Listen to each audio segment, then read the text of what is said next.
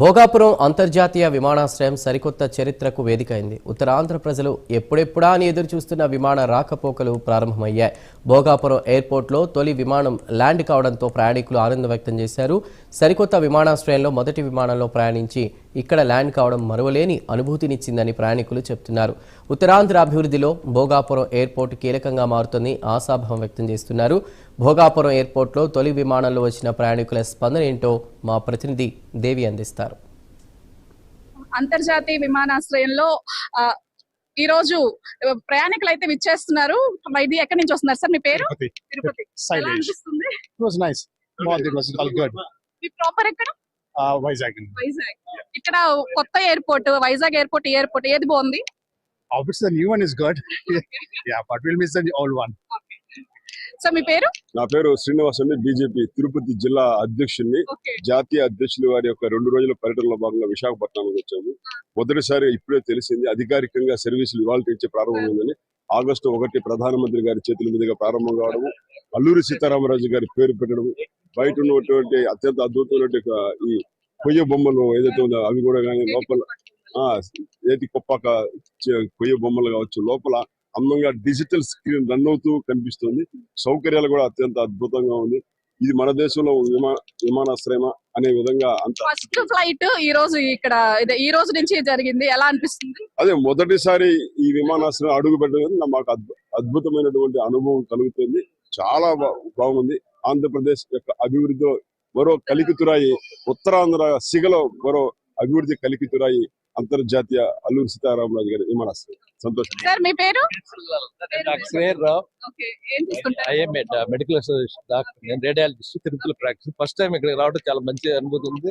ఎందుకంటే మన ప్రధానమంత్రి నరేంద్ర మోడీ తిరుపతి నుండి ఇండిగో ఎయిర్పోర్ట్ వచ్చాము, ఫ్లైట్ కి వచ్చాము. చాలా బాగుంది. ఇంటీరియర్ గానీ అంతా కూడా అన్ని సదుపాయాలు అంతా బాగున్నాయి. మన ఎన్డీఏ గవర్నమెంట్ లో ఈ విధంగా జరిగినందుకు ప్రజలందరూ కూడా సంతోషం. దీనికి ఇచ్చిన రైతులందరూ కూడా ఉదయపూర్వక అభినందనలు తెలియజేస్తారు. అయితే మనతో పాటు మరికొంతమంది ప్రయాణికులు ఉన్నారు. సార్ ఏం మీ పేరు? మల్లికార్జున్. ఏం చేస్తుంటారు? IT software professional.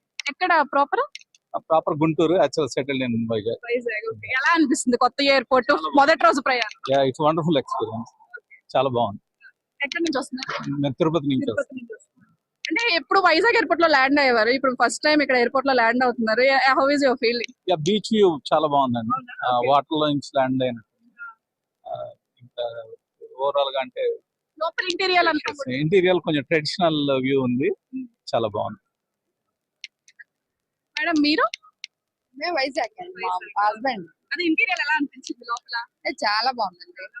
చాలా ఎక్సైట్మెంట్ గా ఉంది. ఫస్ట్ టైం దిగటం కదా. ఎలా అనిపించింది వైజాగ్ ఎయిర్పోర్ట్ కి దీనికి వ్యూ?